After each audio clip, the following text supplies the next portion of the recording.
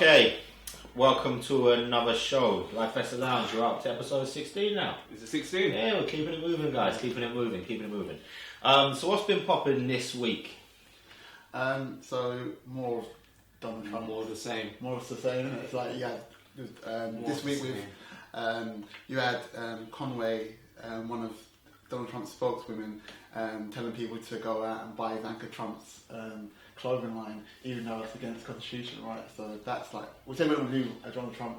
You're doing it, I'm not doing it. But, so this week we had like Conway going out there and telling people to buy Ivanka Trump's clothing line, even though they're not allowed to do that because the president's not supposed to use it. Powers. Shady bunch. Yeah, shady bunch. They're just like making up their own rules. They don't care. They don't care. Just make up their own rules. I think what he does is really intelligent. That he does this thing where he pushes the envelope to see how far he can get away with it. Yeah. And then also people are like low info voters. They see like same with Brexit.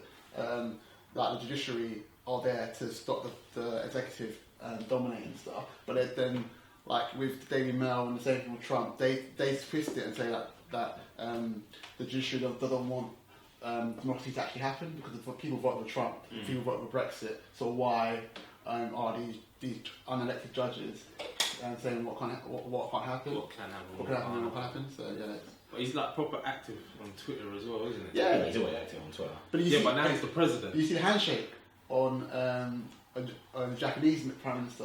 The Japanese Prime Minister came to America and they had this meeting and Donald Trump shook his hand, so he held his hand like this for like 4 minutes and was like, 4 minutes of shaking his hand. 4 minutes? Yeah, not 4 minutes, like 40 seconds of shaking his hand, but hold it for a long time, like shaking his hand. And afterwards, the Japanese minister was to his back like he's touched something slimy. Like, I don't know, maybe Japanese culture does something like people touching him. But like afterwards he was like, ugh.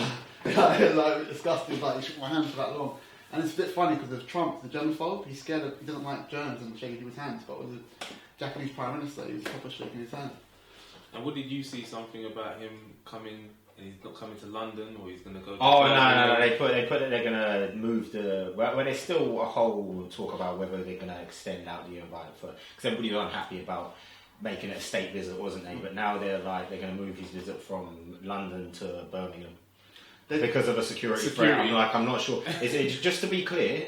London and Birmingham are far away. So you move into Birmingham, it's not like someone can't just get in a car and a train, right? So maybe you should focus on shoring up the security and not moving it. If you want to move into Scotland, fine. I'll understand that there's a bit of a distance to go. But just moving into Birmingham, I'm not really sure. Also, it's not like there's not cultural diversity in Birmingham as well. So if he offends people in London, I'm pretty sure he offends people in Birmingham. I think that was kind of weird. A high Muslim population in Birmingham as well. You think?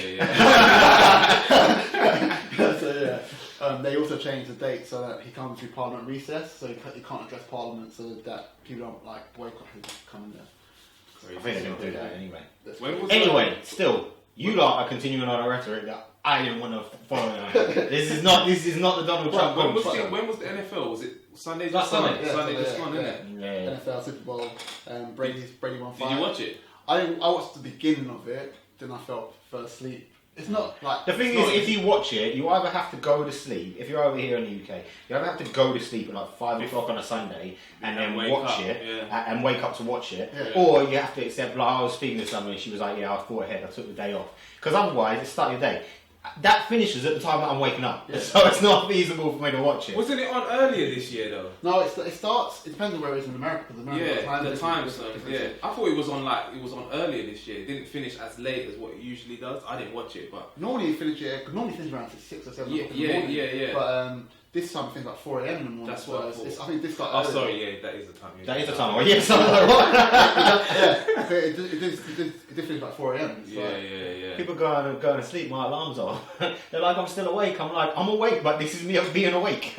So what did Tom Brady do? Because I see a lot of, because I'm not really an NFL person, but I know that five rings. He's done something amazing, done something quite. No, it's not that. It's how he. Well, one is he's won the 5th ring, but that's not the point. What was the big thing about Tom Brady is one, they caught that image of him where he's kind of like down there in a prayer state because they're losing. Because the big thing about the Super Bowl was the Patriots had. It was a phenomenal comeback that they had in their last. 21-0. Yeah. 21-0. And then their final drive to win it Like I was watching somebody do like a breakdown of it, because like I said, I didn't watch it on Sunday, but I watched clips of it, and I saw somebody do like an analysis of it.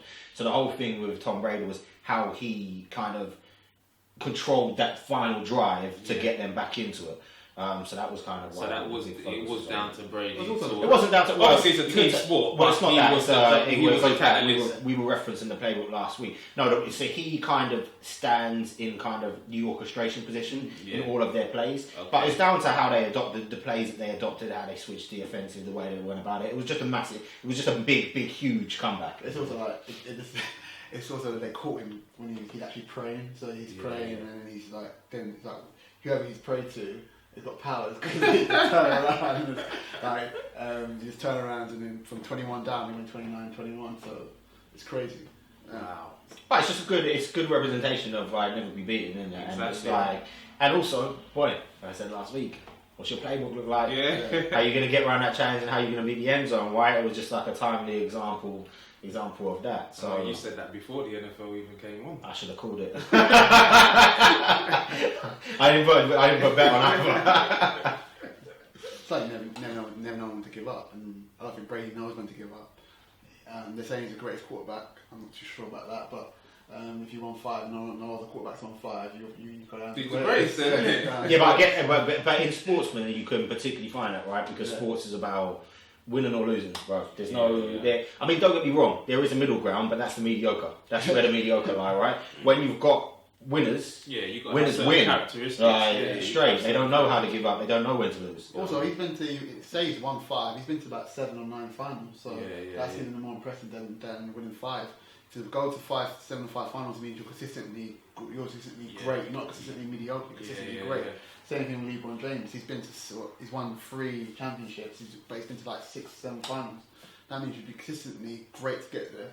Get to the mountain all the time, and maybe just fall off short, and then you win some. It's amazing. Yeah, but that's why these guys are the ones. These guys are the perfect examples of you see what they do on the pitch, but when the camera's not on them, they're still working constantly all the time in the background, always holding their craft. I think it's also what you aim for. Like a lot of people, I say, if you aim for the sun, you get the moon. You're not going to feel so bad, are you? If you aim for the if you aim for the clouds, then you might just get the earth, and then you feel bad. But it's also the determination to keep wanting to be the best and keep because it's easy for you to win and then just sort of get complacent and rest on your laurels. But these guys just keep going for it, keep winning more titles, keep going. I said it like when I went bowling on Friday. When I went bowling on Friday, like my girlfriend beat me the first round, but then the second round, I wasn't even trying to compete against her. I competed against her points. I wasn't focusing on what she was doing. I was saying, well, I've got to beat her point score. I've got to beat her point score. I don't care what happens. This is my next thing. So who am I competing against? Myself. And that's the same thing I think most people do when they want to be great. They compete against themselves. Like, he was competing against her. No, but it's not about that. So my view on this is that you can use somebody else as an external example to set a new milestone for yourself. Yeah. But then that's still you saying, right, there's a new level for me to hit. I'm competing against myself. These guys wake up every day. But by definition, if you're always in competition with yourself, you'll always out-trump the competition externally. Like simple as. If you're always trying to get better, then it doesn't make any difference whether you see, right, I'm going to beat this person. To beat this person, I'm going to become this person. Self-competition is what's motivating you and driving you to be better and better and better. But as long as you're doing that, you're always going to out-trump the competition. It's a little bit like I think it was a podcast that you guys did when you were talking about the game state. And just creating a little bit of a game for yourself where you're always sort of competing against yourself. Yeah. And then, I beat her one, and then you just set a new challenge for yourself, and it does get quite competitive. Yeah, I've been training in the gym for 12 years, right? Yeah. It's probably longer than that, 14 years now, 14 years. And every year I change what I want to achieve in the gym. So some years I want to be bigger, some years there's one year I wanted to get 16 stone, I got to 16 stone. There's one year I wanted to cut down and do a Tough Mudder and do that. So one year I wanted to cut up. Every year in January I say, what do I want to achieve this year? So this year I want bigger legs, so I'm going to go all out to get bigger legs. I'm competing against myself. There's no one else out there. There might be people out there that externally are like, okay, he's got those legs, or like Ben's done for like 550. How can I catch Ben?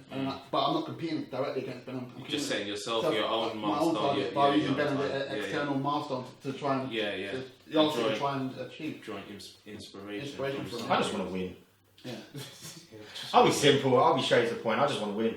Yeah. Like, and I say it like that. Whatever I'm doing, I'm gonna win it. Like, even if I'm not winning right now, I'm gonna win in the long run because I'm just gonna stay persistent and keep going. And I'm always trying to better myself, as opposed to I see people out there as a competition, but as long as I'm always driving to be better, I know I'm gonna beat them in the long run. As long as I don't give up on trying to get better, I'm gonna beat them in the long run, right? And the funny thing is you see it in sports a lot because sports is televised, but you can see it in any industry or environment, right? So I can go and sit in any corporate environment, give me a week in a business, and just sit me in an office, and then come to the end of the week and say, right, can you tell us who the winners and losers are? Yes, you will always be able to easily dictate and see who the winners are. The winners are the people who, when your job is 9 to 5, who come into the office from 8 till 6. And then when they're home, they're working on stuff outside of that. The winners are the ones who aren't there for obligation, but are there for bettering themselves, right? Versus the ones who turn up, right, they've got a 9 to 5, they turn up at 8:59. They leave at 5 o'clock on the dot. They just check out. What they do in the day is what they're paid to do. They don't do anything over and above that, right? But you know, could that also be that they don't necessarily want to win in that space? Doesn't make any difference. Well, I would argue no, because excellence is a habit, right? You can't switch it on and off. You either go all in. And I think there was one where there was a talk that Les Brown did before, and he was like, there was a boss that he didn't like that he was working for, and it's a funny sketch that he did. It wasn't a sketch, it was a talk about the piece of the talk that he did. He was like, my boss is so stupid, and his wife was like, if he's so stupid, why does he sign off your paychecks? And then he was like, you can see why I divorced her now. But he was like, I thought that I was cheating my boss, but I was cheating myself. Yeah. So wherever you are, even if you're not happy in what you're doing there, and there's something that you want to pursue on the outside, that desire to want to win in any space transposes itself outside of that to everything that you do. Yeah. So it's not something that you switch on and off. Even if you're not where you want to be, even if you're in a profession that you're saying, this isn't for me, do you know what? This isn't exactly what I want to do, but I'm going to cultivate the habit of winning in this space so that when I move out of this space, I've got that mentality of a winner. So even if you're not in the right space, winners win. At the end of the day, winners win, and that's because they've created that mindset. Whether you like where you are or not, you have decided, this might not be my space, but while I'm here, I'm for damn sure going to be the best out of everybody else. Then the argument would be how is the balance of like what he was saying. If you don't actually like what you're doing, and then you want to work on your thing outside. If you're giving yourself 8 till 6, 8 till 7, or 7 till 7, when you go home, then when you have the time to work, when do you have the real time to invest in yourself? That balance. Yeah, and this is why I wanted. I don't know how this came, but I wanted to discuss this today as well, because it was sort of not an internal battle, it's something I was thinking about overnight and yesterday, because I read Grant Cardone's book recently, Be Obsessed or Be Average, and he specifically touches on this in the book as well. He was at a point where in his life where he was a car salesman and he never enjoyed it, and he was always rubbish. But then he decided to say, you know what, I don't enjoy it, but I'm gonna dominate this space. And he started to read a lot of sales books and stuff, and then he became a monster at this job that he didn't like doing. Yeah. And then it started to make me think, maybe you should apply yourself in exactly what you were saying. I haven't read that book. Every so often I just come up with some puzzles. But exactly what you just said, dominate that space. If you're in it, then you might as well make it work.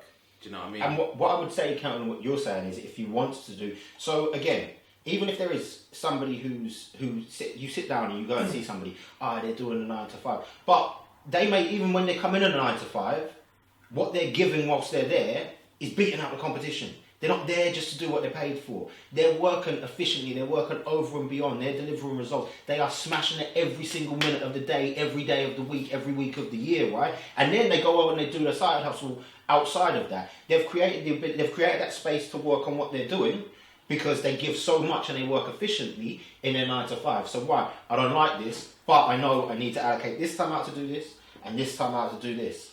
And whilst I'm here, I'm going to give everything. And then I've created that winning state. So whether I'm in the office or whether I'm at home working on my side hustle, I am just habitually aiming for excellence. I'm like I say, winners win. And that's what they've created in their mind. Because sometimes you think, when you talk about successful people and competitive people, they always talk to you about little things that you shouldn't be competitive, but they are competitive at. Like, for example, Gary Vee, he's saying if he's playing basketball with his daughter, he's not going to let his daughter score and stuff like that. You know what I'm saying? Just little being things. in the principles. Yeah, just little things that you always be. I met up with my cousin earlier on this week, and then it just brought me back to some times, and I've always been competitive, and I just was thinking of times when we was younger, and I'm like their big cousin, and they were like really young, and was playing a computer game, and I just used to just beat all the younger cousins, and I remember my uncle coming up once because they were crying and stuff, and you beat me, and he would come up and he'll be like, "No, you're their bigger cousin. You should let them win." And I just was never like that. I just always wanted to win. But so I was having a conversation. I was at my sister's birthday, and they were arguing about who's the most competitive. And actually, when I was growing up, I used to be like that, win at everything. And then I was like, no, I think you have become a bit more competitive. And they're like, really? Like, more than you? And I was like, yeah. I was like, well, the bottom line is, like, if I lose, well, I don't lose. I win or I let you win. Like, I might let you win because it makes you feel better about yourself, but I win or I let you win. Like, I'm not losing because even if I get knocked down, I'm coming back to win again. Like, and again, it's just... Yeah, well, you can't win all games. There might be some games you ain't going to win. What? I might lose on the way to getting a win.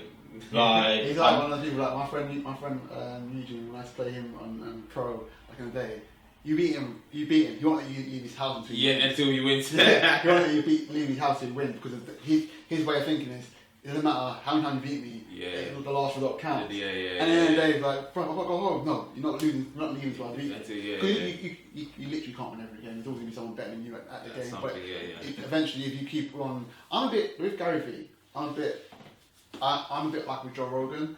There's a way of encouraging someone without and beating them without discouraging them at all. Because there's been times I've played computer games and someone comes on, they never played it before, and I just thrash them, and then they don't want to play again. So what I have to do is that I take it easy on them, so then they get better at the game. It gives me more competition. I get better at it because they're giving me more competition, and I'm not discouraging them from actually picking up at all. I'm more back with the Gary Vee side, because it goes back to what we was talking about, getting 8th place trophies and everything like that. And when you're playing, and I remember playing FIFA back in the day, and I played it on like intermediate or expert or whatever. And when you first start, you get better. But I had a determination that I want to get better at it, so I'll keep playing it, and then eventually I'll get better. The computer didn't just decide to say, "Oh, I'm going to be easier." I'm not saying you let the person win. I'm saying you win, but you don't discourage them from like. But I would say there's a different way around it. Even Gary Vee, when he does, you can guarantee that if you look into how he runs his business, then you will find it's not about the not beating somebody. It's about explaining to them why you're beating us so bad. I beat you 10-0 because I can beat you 10-0. Why didn't I only beat you 5-0? Why didn't I only beat you 2-0? Because I can beat you 10-0. Do you know what I want you to learn from that? Is that I'm stretching you. I believe that you're capable of beating me, but I'm gonna stretch you to make you get there. I'm not gonna give you a false sense and make you think. And you see somebody, and let's say out of sports, you see somebody who's in an industry and they're at the top of their industry, and then you go head to head with them and you nearly finish against them because they've let you. That's like you thinking, "Oh yeah, I'm really good, I'm really nearly there." When what they should be doing is beating your ass down, so you know exactly where you are, but then explaining to you. What I'm trying to do here is explain to you where you are now is a long way from where you need to be, and this is what you need to do to get there. So let's go through this every day. Let's go through this every week, and every time that we play, I need you to be getting here, and here. Because the best, and this goes kind of down to mentorship and leadership and bosses. The best bosses and the best management and the best leadership will see somebody's potential, but will stretch them to get there. Will not see their potential and then wrap them up in cotton wool and say, "Oh yeah, you could be good, but I don't want you to lose." Like, because then that might discourage you. What they say is, "I see your potential, but you're raw right now." It's like when we're talking about becoming a diamond, you need to get cut and brought down to earth to say, "This is how far you are from where you need to be, but I'm going to stretch you to get there." Because if you don't do that and you just wrap them in cotton wool and kind of beat them, you're setting them on a path to mediocrity, just like straight. I remember when I was in sixth form and I was at badminton, I was dominant. When I say I was dominant, I'll beat the teacher who was meant to be teaching us. And my dad's really good at badminton, and that's probably why I used to like playing badminton. So I thought, I can challenge my dad now. So me and my dad went to badminton, and we played a few games, and I didn't win 1 point. Not even a game, I didn't win 1 point. Now this is me, and when I say I was beating everybody in my year and the teachers, and he could have easily been like, you know what, let me let him win a point at least. He just thrashed me. And then that made me think to myself, exactly what you're saying, you know what, I'm not up. He brought me back down. Yeah. I'm not up there. So then I started practicing a lot more and everything. But sometimes to know how actually good you are, you have to come out your comfort zone, the people that you're around, so you challenge yourself outside of your comfort zone. Because when I was at school, I was one of the fastest people in my year, not in school, but in my year. Yeah. So when we went to when we did 100 meters, I won my 100 meters easily. Yeah. I won my 200 meter race, not knowing it was a 200 meter race, because when I ran at the first 100 meter, and the guy goes, "No, you'll keep going round." I was like, "What?" And I was still in the lead, and I paused, and I still won the race at Cancer. But then when I went our first race outside of our school, we got destroyed. Serious? We got destroyed. Like the first 100 meters, we were in the lead. All three of us were the fastest guys in our year. They just ran past us. They just went round us. St. Nations, I remember, they had on a running track, and they just went round us and went past us. It's like, oh, we're not that fast. Really, you have to get better. And that's how you, because we now know where the standards are. It lets us, okay, we thought we were the best. We're not actually that great. Yeah, and we have to improve. And that I think that helps you. Yeah, it does, man. It does, because, and another example was when, like, from primary school, playing football, I was of a certain level, and as soon as you go to secondary school, and then you go to your football trials, and then I'm thinking, yeah, I'm gonna walk this, and you look around, and you're like, wow, there's another level out there that you need to step up. And I just think that if you then go through that process of making it easy for people, they're then gonna go through life thinking that certain things are easy, and they're never gonna be able to, or when they face challenges, they're not gonna be able to handle it in the right way. So I think that's gonna be my way of bringing up my daughter anyway. You have to have it, right? Because you have to accept that you're going to lose.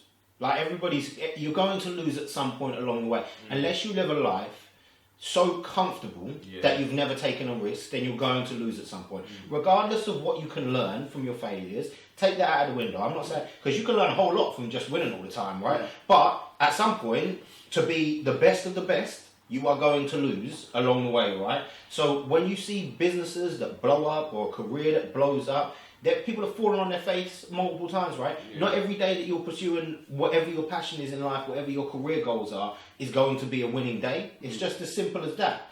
But you need to start embracing that and getting yourself prepared for the loss and accepting that the loss is part of getting you to that top level of where you need to be. Yeah. Like I say, the top level is because you, and it was interesting, I see a Gary Vee post pop up on Facebook this morning, and I couldn't have put it better, in that he said, you guys, and we're not talking about the people who want to just have that family life and the rest of it, you're cool with that. But everybody who wants to have the cars and the nice houses and the rest of it, you're trying to live up there in that 1%.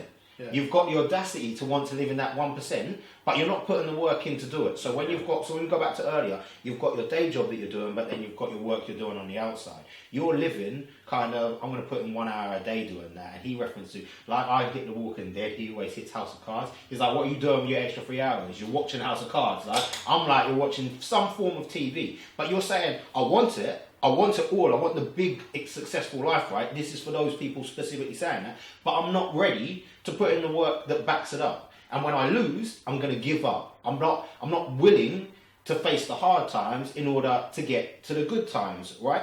And if you're going to get to the top of the top of the top, the reason that you need to stay in that competitive state of mind is because everybody else out there, 99% of the population is trying to do the same thing. If I take out the subset and say there's 40% of people who are only looking for the family life, and then just to say there's the rest of them, you're taking on a 59% range.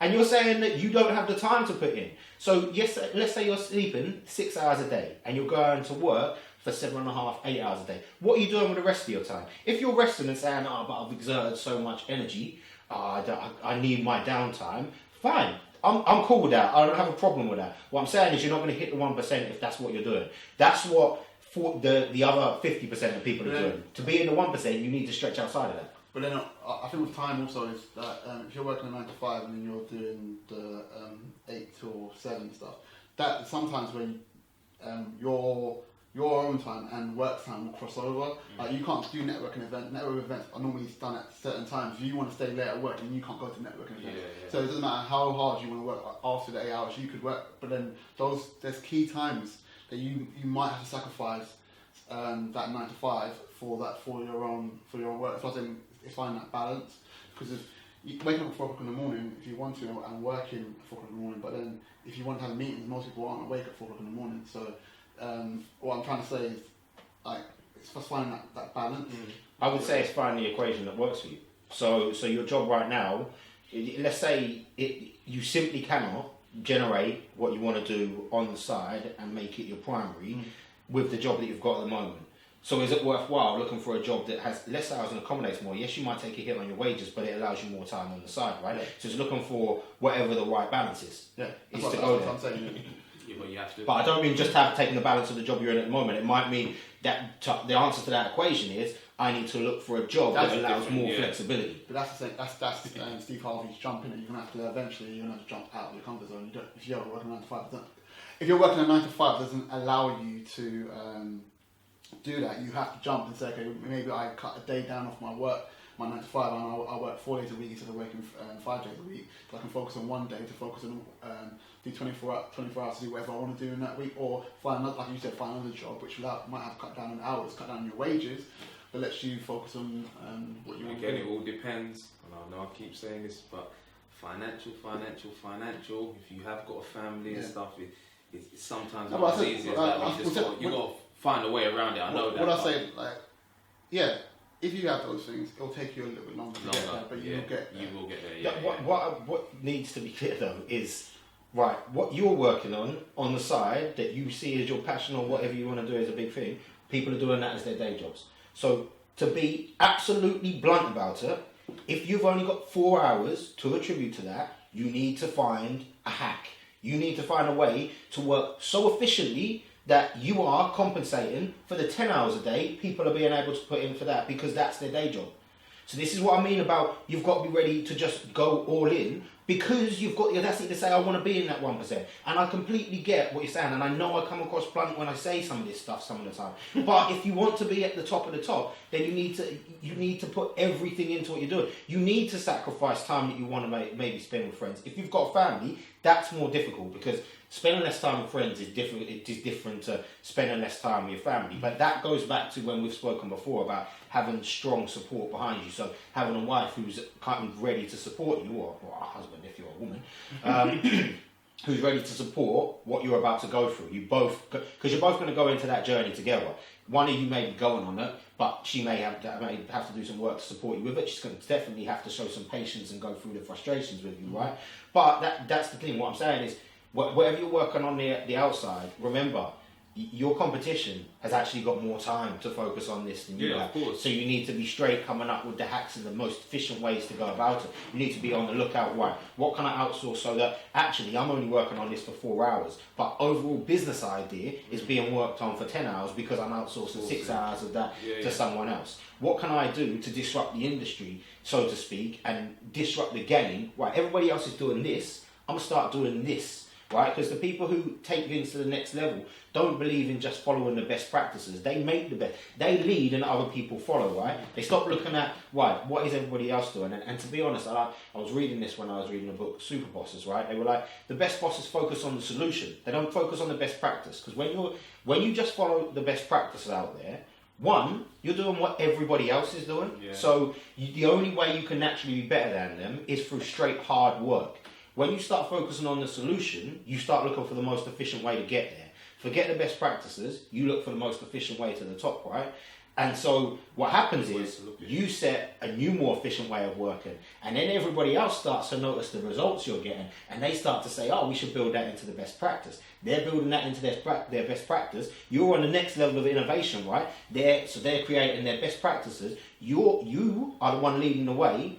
They are creating models to work the way that you worked to be on top of it. But you're always 1, 2, 3, 4, 5 steps ahead of the game. Yeah. Like, you need to focus on that solution and being efficient, as opposed to, right, this is what everybody else is doing. Because when you're focusing on what everybody else is doing, the only way to outbeat them is through straight work. And it's not just about working hard, it's about working smart. Yeah, definitely. I suppose when it comes down to it, it's all excuses really at the end of the day, isn't it? That you got to find a way, around it. And well, it's if you want to win, then you have to have a winner's mentality. Yeah, yeah. If you want to win, you have to know that. Find a way. You see what I mean? You have to believe that. What? Let's think of Bayern Munich, Man United, Champions League. Yeah. Game's over, but like they didn't believe the game was over. Everybody else, you look at it, minutes to go, this game's done. We don't believe the game is done because winners want to win no matter what. Yeah, I know. So it's that winning mentality anyway. Man United always had it. I don't want to go into football discussion, but they've always had it. Ferguson enjoyed it in how many teams he's had? Like 3 or 4 teams he's had. They've all had that winning mentality. It's why I call it Fergie time, because in those last 2-3 minutes of it don't mean the game's over. They're going to go and plug out. If you scored 2, we can score 3. If you score 4, we score 5. We're Man United. That's the mentality. We're winners. And it's mad because as a fan, I was even at 2-0 down, 3-0. I never thought the game was over because of how they've conducted themselves over a certain amount of years. But you hear their players, they all talk Rio Ferdinand talks about it, Paul Scholes talks about it. It's that mentality that we're Man United and we're Man United. Our ethos, we win. That's what we do. And that's what Ben said as well. That's what I do. That's what I do. I win. Yeah, but you've just got to be set out like that. Like, so even if you lose on the way, alright, fine. I lost this little round, so let's take it when you were playing bowling. All right, I lost this round, but I'm going to win the game. Yeah. Or if let's say you're playing tennis, right? I lost this game or I lost this set, but I'm winning the match. Yeah. I don't care. I'm coming back because I don't know. I'm so much a winner. I don't know when I'm beaten. Yeah. Like I refuse to believe in it. And like I say, I might learn stuff from losing along the way, but in the long term, I'm not stopping until I'm winning. And then when I'm winning, I'm still trying to win more. And you should always keep going because it's fine margins. You could be losing and then winning is so close. Like tennis is such a great example because you could be match point down, like a point away from losing, and then you can come back and win. Like it's crazy. So. Do you know what I always love though, and I still listen to her a lot when I'm like running on the way to work. I always love Al Pacino's Any Given Sunday. Oh, that's sweet. He's like, life is about the inches. And it's true. And that's the difference between the mediocre and the winners, right? The winners are always looking for those extra inches to make but to make the most of every single opportunity that they can get to win. Whereas some people are just like, well, game looks like we're beaten, so I feel like I'm beaten. Like, and it's you have to set the example for the people around you. Like I was watching, I showed you that video before. I can't remember the film that it's off, but it's got the guy who was doing the death crawl. Oh yeah, the American football pitch. And it's like, Brock, I want you to do this, but I want you to do it blindfolded because I don't want you to stop when you think that you've made it as far as you can. And he's like, I can't make it any further. And he was aiming for 20 yards, and he reached to the end zone. Yeah, he did the whole length, didn't he? And then the example is that he was like, you're my main player in this team. If you think that we're beaten, everybody else will think that they're beaten. Yeah. So it's one of those again where it's almost a responsibility to you as well. So if you manage a team, if you manage people, I'm not talking about, and when I say about disrupting the game and finding more ways to be efficient, I'm not talking about, it's about breaking the rules, but it's not about breaking laws or being dishonest or being unethical. It's about breaking the status quo, breaking away from it, right? Yeah. And so when you've got teams, you need to be setting that example to them to say, right, I'm a winner because I need to encourage you to be winners. But then at the same time, you have, again, when it comes down to managing people and the rest of it, you have a responsibility when you see potential in them to give them opportunities to stretch. Like, because and this is when it comes back to an example of when you go and work in a workplace, you can see who will be successful in the long run, whether it be going up in that corporate ladder or whether you be looking into an industry and seeing, right, that person is going to lead this industry, whether the business that they've got right now is there, they're going to win in the long run because I can see it from the way that they work. I can see it from the way that they lead their team. I can see it from how efficiently they run. I can see it by how passionate they are about it. This person's going to lose because I don't see any passion there. They might have got the industry right now, but they're going to get overtaken because they've become complacent. They're not trying to win anymore. Like, and this is what I mean. You can see that from. It's not difficult to find if you start taking the time to actually do the research. As I say, winners win, isn't it? Yeah. And be a boss, like Rick Ross. Yeah. He was brilliant idiots this week, and he was talking about buying back the block. And I think when he was like buying back the block, it's about owning your own community and going back into your community and saying, okay, so what can I do? And he franchised lemon pepper wings, was it? That chicken wings in America. Yeah. Checkers as well, right? Checkers as well. And also he had a deal with Pizza Hut. So it's all these franchises. Taco Bell, trying to franchise. And he was like saying how he So he couldn't do the actual exam, but then he made his sister go out there and do the exam and do the course. Because normally with franchises, you have to do an exam to understand the brand and stuff. Okay, I didn't know that. Yeah. No, you have to go through a course for like 10 months, but he was like, I can't do it. I've got somebody else can do it, but look, you know what I'm bringing to the table. Yeah, okay. But he chose Checkers specifically because he was like, that's where we used to go when we were younger. But then when they were talking on a few weeks back, they were like, you've got people who have kind of cultural backgrounds, and they go, when you make it big, like, you kind of got a responsibility to go back to your block and white. Instead of letting it be owned by everybody else, you're looking to buy it back. You're looking to buy back your corner shops. You're looking back to buy back the local stores to create that sense of community. Yeah. But I think on a wider scale, exactly. Yeah, but I feel like on a wider scale, buying back the block, you can look at that from a sense of, you can adopt that to anything in life. So I would say buying back the block, let's forget the houses. Buying back the block is giving back to those people who supported you. Yeah, of course. So like when you're looking for reasons to motivate you, your motivation for being a success in life, whatever that is, if it's making the money in the riches, it's because I want to give back. So buying back the block for me would be, right, I want to put my mum in a home that she never has to pay for anymore. I want to make sure she never has to work again and she's always looked after. I want to do the same thing for my sisters and all my family around me. I want to do it for all those friends who support me in the hard times, so to show them why. I remember everything you've done for me. That's the way that I look at it as a buying back a block for me specifically. I think it's a bit different when you're over in the US because of the way that their kind of hoods are set up. Yeah. You get a lot of opportunity where you can actually buy back specific properties and shops and the rest of it. Whereas I think, but when you look at it to a wider extent, you might get that in other parts of the world, but you can also adopt that to whatever your own setup is. Your block is your supporting network that was there for you at the start of it. Yeah. So when you make it, your responsibility is to go back and give back to your block, whatever your block consists of, to say, I remember that you were there and I'm going to look after you now. You supported me, I made it, it's my time to give back. I was saying that to my cousin as well when we met up this week, that I was so like thinking, I need to focus on my brothers and I want to get them here and I want to do. I was thinking to myself, you know what? Let me focus on myself now, and then I can give back to them later when I'm in a position to do so. You know what I mean? Also, the biomatic block is also inspiring people, because a lot of times, like we've seen what happened in this last week in the news with one of the guys finding a knife on his. On his niece's daughter. party. Wasn't it? Daughter. She went to a party, or a 14-year-old party or something. Yeah, because what happens a lot of times, people that are successful, they actually move out of the area and never come back in. And because of when you have that happening, people that are from your area don't have anyone to aspire to be. Aspire to, because they don't see anyone around them that's actually winning. Because what happens normally, when you do win, you actually want to go somewhere nicer. You don't want to live in the same bad area. So if once you're winning, you have that responsibility to go back and inspire people. So you show people like Ross said, you'll show people that it can be done. You don't have to stick in in your field that you're doing. Like Rick Ross, the rapper, but nothing stopped him from going to Checkers and buying at Checkers. Just because you're doing something, you're not limited by your environment. You're limited by your mindset. So it's just understanding that. And if you go back, you can inspire people. So those people, I think a lot of times with young people, they don't only have anyone to aspire to, and people they aspire to are normally people on the TV. So normally rappers or normally sports stars, and it's the 1% that get to be in a sports star or to get to be a rapper or a musician. So it's a showing them, well, I came from you, but it's like what Gary Vee said this week. He's saying like everyone wants to be a trillionaire, everyone wants to be a millionaire, but a lot of people are thousandaires, and you don't always have to.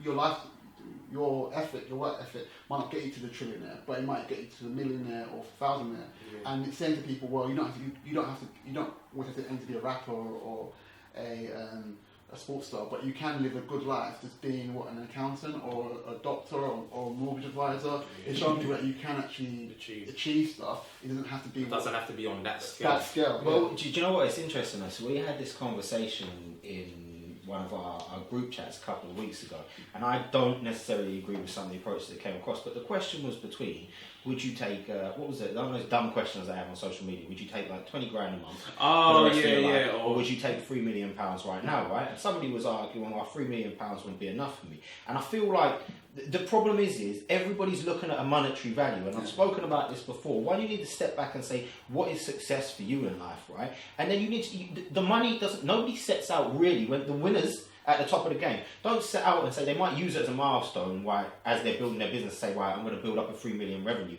But they don't tend to say, this is what I'm going to achieve and then I'm ready to stop. Their continual desire to win means that nothing is ever good enough for them. So they could be 3 million, they could be 100 million. They're not going against it for the money that's in the bank. They're going against it because they want to win in the industry or the career that they're building, right? So I always feel like when people are trying to set out to say, my goal is to reach 3 million, your goal should be, this is what I want to pursue and this is what I'm passionate about, or this is where my career is now, and say I want to get up to the CIO. That should be your goal. The money is backed up by that. If you win in an industry, then you're going to be bringing in revenue for your business, right? If you get to a CIO position, you're bringing in revenue. But you shouldn't be setting out to say, I want to make it to a £3 million a year job. You should be saying, I want to make it to this job because this is what I'm good at and this is what I'm going to do. And the £3 million is going to come as a subset.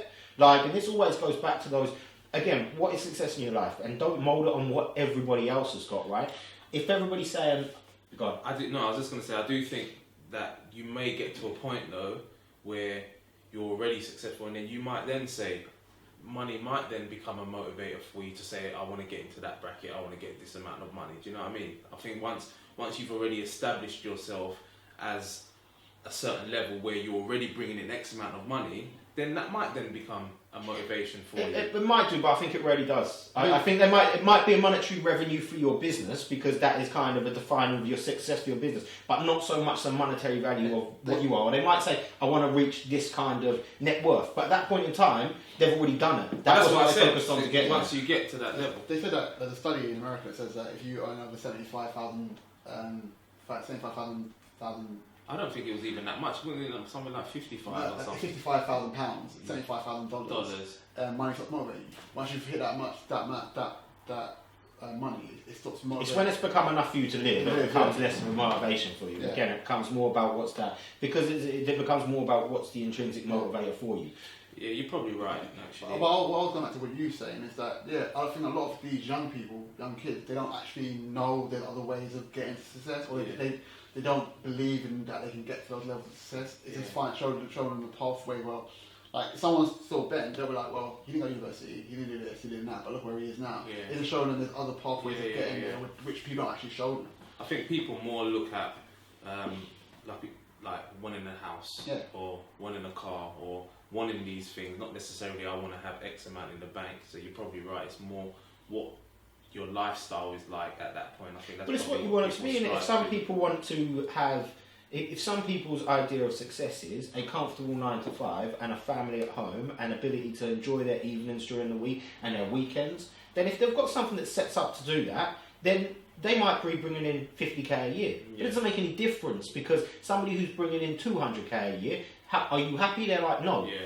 To be honest, the 50k person a year is happy. So when it comes down to it, when the clock comes to an end on your life, they were happy, you weren't. Who's to say that your life was better than theirs because you made 200k? And this is what I mean about what is success for you. It can't be based on everybody else's trend. Because you get some people that think that they're a higher level above people because they earn more money, and I never like that. Usually, money is based on excellence or intelligence. So you think people that are more intelligent earn more money, but realistically, doctors don't earn as much money as footballers. Yeah. So money's not a barometer of success. That's right. But you do get them arrogant. Some people who are arrogant think, I earn X amount of money. That means I'm better. But you know what? You'll find that they're actually kind of, when you break it down to them, they're not happy. They're doing that because they need to boost their self-validation. Self-validation. They're validating their own importance. Yeah. Whereas some people are making massive amounts of money, but they live an incredibly humble life. Yeah. You could talk to them and you wouldn't be able to tell that they've got a wild amount of money in the bank because again, it's got to a point where it's irrelevant. They don't measure what they are against you. That comes from insecurity. That one time, if you say, oh, I've got this amount of money and I've got this level of intellect and I'm better than you, that person's usually insecure. That's what I mean. You break down to it, well, they've probably got when they go home, they've got issues. They've got nobody that supports them. Like they've got a load of, and then they see somebody who's like, but they look happy. They've got the wife, they've got the family, they've got the rest. What is it that I can say that I've got that's better than them? Yeah. And they fall back to the money. Whereas the person who's got all of the happiness, they can fall back and say, well, you know what? You've got the money, but I've got things that money can't buy. Well, I remember. This is going back about 4 years ago now. and had an appointment booked in my diary to see this particular client, and I was like, Help to Buy, and I was thinking, this is not going to be. Anyway, he came in, jeans, ruggedy old jumper, I was thinking, and the type of, Help to Buy, not much deposit. Anyway, this has been one of my biggest clients now. He's got a multi-million pound portfolio, and he's just humble, just normal, down to earth. And if you saw, like, when my colleagues, they would never have known that he has so much money. And I just think that I know that I would like to think that if I was like that, if I had money, then I would just still be humble and true to myself. And I wouldn't be arrogant and look my nose down at people, because I don't really think that's the way. But do you know what you find is outside of, let's say, the music industry, where when you've got money, you almost have to have a kind of persona, so you have to have the bling because it's part of being in that industry. When you look outside to any other industry, you'll typically find that they might have the nice cars and the rest of it, but they're not too focused. They don't need to focus on looking rich. Yeah, they don't care. That's not what their competition. I think there's one of those brilliant pictures they've put before, where they showed pictures of like Steve Jobs and Mark Zuckerberg, and they're just dressed in normal gear, and then you've got somebody who's got relatively no money in the bank, but spent all their money on having a nice watch and the trainers and the bling, but they haven't actually worked out how to have that. And when you see people at the top of their craft, yes, in some industries they wear suits and stuff to go to work, but then when they're chilling outside of that, they're unassuming. Because that's not what their focus is. Yeah, we said it before, like when I used to work at publishers, you had like menswear where people had like the big Gucci sign and the Armani sign and stuff, and you had a purple label and a black label stuff which had no motives. Yeah. You'd have a Christian Dior pair of jeans that cost 650 quid, no motives, you wouldn't even know it was Christian Dior. And then you have like the £90 Armani jeans with the Armani thing where people want to show them Armani, people want to see the True Religion £175 jeans, where the Christian Dior jeans you wouldn't know that Christian Dior. The Christian Dior shirts don't have the Christian Dior sign, or the black labels don't have the Christian Dior sign. The only signs in the back, and the cheaper version of Christian Dior would have the CD, but that'd be like £400 cheaper. You know what I'm saying? So like a lot of times the rich people, they look unassuming, but what they're wearing is quite expensive. It's like they don't have to show their wealth off. They're not boasting. Well, not necessarily boasting. They don't have to, because like what I'm saying, that once you've reached that level of achievement, it's nothing to you. It's what's next. It's like, I'm rich already. I know I'm rich. I don't show anyone I'm rich. When you're not rich, it's when you want to show people you're rich. It's when you're broke here. It's when you want to show people that you've got stuff. I mean, most of the time when people are rich, they don't really need to show people they're rich. Like it's one of those ones. Well, it's just one of those. It's down to the individual at the end of the day. Some people focus on I want to have it. So me, when we went away, I shop in Zara. I shop in Zara. I shop in ASOS. I shop in Topman. You rarely find me go into a designer outlet. Don't really care.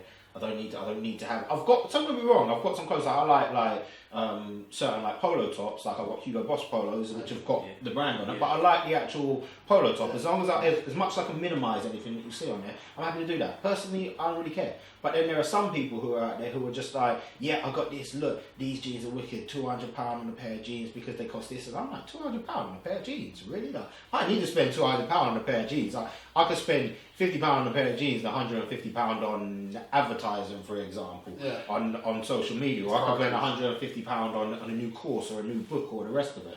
And it does come down to that priorities. Do you want to have an outward face and persona that impresses people, or do you not really care and you're working on your craft in the background? Me personally, I don't care what you think of me on an outward way. No, I think it's definitely down, because you're not down to people and their preference, because you've got some people that are happy being famous and some people that don't want to be famous. Do you know what I mean? They would rather be wealthy and not known, and you've got some people that want to be wealthy and known. So I just think it just goes down to people's preference. Like for example I go into the gym. You got the person who's rocking all the freshest gear, right? I see them doing exercise. I'm like, one, your exercise is whack. Two, you only see if you're growing. Three, you're doing small weights. I go in there. I don't care. I've got busted shorts which are losing all there. They're like, I tend to buy night shorts because I need shorts with pockets in for my phone. But the ticket's fading. Yeah. I'll just get a vest that I used for like holiday before. I don't need like an Under Armour or the rest of it. But I'm pushing more than you. I'm making more progress than you in the gym. And again, it's one of those. I don't necessarily always need to look the part as long as I'm acting the part. Yeah. So I'm good with that. But again, it comes down to different people. Different people have different people have different priorities, and two, some of the times it does just come down to that insecurity. They need to impress by their outward persona rather than their inward persona. So you might look at me and think, this guy's a nothing, but then you might sit down with me when we're talking and be like, wow, actually this guy's got something about him. I would prefer to prove that by my actions of what I'm doing rather than what I look like. But then again, in some industries, and again I use like music and stuff, is that in some industries it's part and parcel of the package. You need to live that lifestyle to fit in with what you're doing. So it does depend to a degree on an industry. But if you're talking about somebody who's kind of living in the dirt but buying clothes, like they're living in a 100, 200, 300k job, then boy, your priorities are twisted. Yeah, definitely. So, okay, we'll wrap it up. No, there was a few other, because we were speaking on the Brilliant Idiots as well, and there was one piece I liked where we were talking about Sam. So he had the DJ in there, and they had Sam Sneakers. Sneakers. And I didn't really know, to be honest. This is why I like when Brilliant Idiots stretch out and bring different people in, because I'm like, you start to learn things that you didn't necessarily know about their background. So because Andrew weren't there? You think they would have still brought? No, they would have still brought them in because they still. When you look back, I mean, one of the best examples was when they brought Malcolm Gladwell in. I was like, right, the Brilliant Idiots have got Malcolm Gladwell in. Like, you need to listen to that episode. You were like, they geeked out, innit? But the thing is, you couldn't help but geek out if you were talking to Malcolm Gladwell. But the thing is, they get him talking on so many different topics. The reason I love that is because on his traditional shows that he would go on, you probably wouldn't have those kind of questions thrown at him. So it was interesting to see his take on kind of Brilliant Idiot subjects. Also, when people talk normally, they talk very PC. So they don't really say what they really want to say. So when you have like Brilliant Idiots and they ask them questions that real people want to know, and he's giving you actual insights into it, it's like, it's really interesting. No, with Sam Sneaks, I knew Sam Sneaks was before, because I like MMG, I like Mega Music Group. And he was on Wale's last hit, PYT, and I knew who Sam Sneaks was, but I didn't know how he joined in Energy. Yeah. He was 14 years old and he snuck into the club. But that's what I liked. That was what I liked about the story, because I'm like, that's a perfect example who somebody who put themselves in a position of opportunity, right? Yeah. Didn't sit back, went out there and just put himself in a position to get lucky. So puts himself in a position where he meets Rick Ross, and Rick Ross is like, what are you about? And he's like, just music and sneakers. That's why I call him Sam Sneakers. Goes back to his house, and all he's got is music equipment and a wall full of Jordans. He's like, all right, you can be my DJ. I ain't got a DJ, right? And this is when Rick Ross isn't blowing up. And so he sits down with him there, becomes his DJ, and you hear in the story when he's like, yeah, I was in this club and you weren't supposed to play replay, but I was a replay and Rick Ross like 15 times round. Someone steps in the club that Rick's beefing against, I'm dropping Rick Ross, and he's wrecked him all the way. He's like how he called him when things went wrong, and I'm like, he set himself up for opportunity,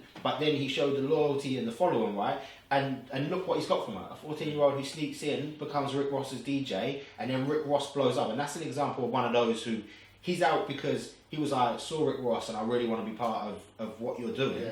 And then it blew up and he stayed loyal all the way through. But at the fundamental core of it, this was a guy who was just like, opportunity exists for those who go out and get it, right? And it was interesting that they've got that on there, because obviously you've got Charlemagne's book coming out, which is Black Privilege, and people get basically what they work for, and it's all about setting yourself up and putting yourself in that position of opportunity rather than sitting there thinking, let's be clear about this, if you're sitting there watching Walking Dead at home, I haven't referenced it in a couple of weeks, but if you're sitting there, what I'm saying is, if you're sitting in your house and you're just watching TV, then no opportunity is going to come and knock on your door. But if you understand, right, this is a goal that I want to get, and that may be further in your career, so that may be you're setting up networking events with people in your industry, or you're setting out networking events with people that you work with, or you've got a new business you want to pursue. So I could be getting myself onto an online chat forum or something. But none of those are going to come and find you on your sofa watching the TV. You need to get out there and put yourself in that position of opportunity. And that's why I feel, again, some people just overlook the importance of, there may not be an instant result that you see from what you're doing, but if you put yourself in the right places enough times, luck, what appears to be luck, will shine down on you. But it's only because you've repetitively put yourself in that position that sooner or later opportunity was going to open a door. Well, then you've got the chance to go through. It's not going to happen if you're not involved. You've got to be in the game to win it. You know what I mean? You've got to see the long game as well. He didn't see. Rick Ross wasn't when he joined Rick Ross. Rick Ross wasn't Rick Ross. Yeah. He was just this Miami rapper that wanted to be famous. And he was like, okay, well, I love music and I want to join you. So, and he said, well, the long game is, well, I'm not Rick Ross now, but I'm going to be Rick Ross later. And if you're riding with me, you'll get. I don't even think it was him going with the intention to say I'm going to be your DJ. No. It was him just going No, there. he didn't. He just got right. Just going there and just to say to to tell him that I'm a fan of your music. I'm really digging your music, kind of thing. And then that opportunity came off the back of him just doing something out of the box as well, not sticking to the normal status quo, the normal what everybody else does. Because just doing something crazy that gets him something. If you do what everybody else does, you're going to get the same result. That's right. That's right. So if you don't try to be different, you're always going to be the same. Shake it up a bit. Yeah, you're the same as everyone else. But you know what? It's one of those things. There was an article I was reading on Steve Jobs before, and he was like, just wonder what it's just so simple, right? But people just don't do it. So sometimes you just need to be audacious enough to ask. Yeah. You just need to be audacious enough to ask, right? Like, so you can go out. So if you're starting a new career, and this is one of those where it's down to young people coming into the workplace. Like, one of the things you can do is, yes, you need those leaders and role models around you, but from your own perspective, and this is whether you're starting a career, whether you're middle of the career, or whether you're on the latter parts of your career, right, and you still want to make something of yourself, take the time out to look at your industry and see who are the key players, and then try and find out ways to get in touch with them. That's you saying, not necessarily they're going to be your mentor, but you're looking for ways to get in touch with these people who, because you'll find the people at the top of the top of the top, they tend to cultivate kind of a number of proteges around them. So you can see when you look across the industry, common people who are like considered like, when I was reading the book and something, like I say, super bosses.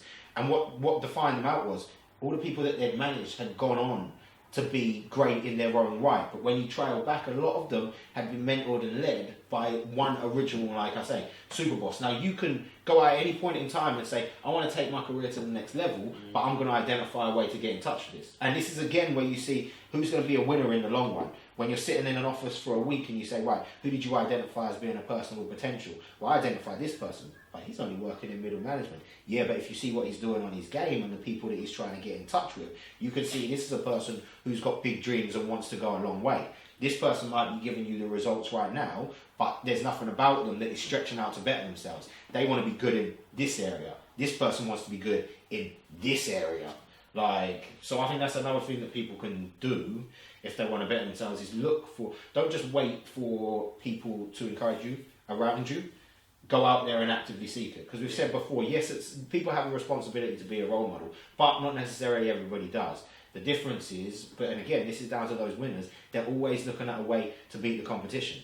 So if the competition is just focusing on delivering their day-to-day work, I'm going to go out and I'm going to find the person who can almost give me the shortcut. I'm going to find a person out here who can be a point of influence. I'm going to find out a way to touch base with them. I'm going to do something audacious as to get in touch with them and ask.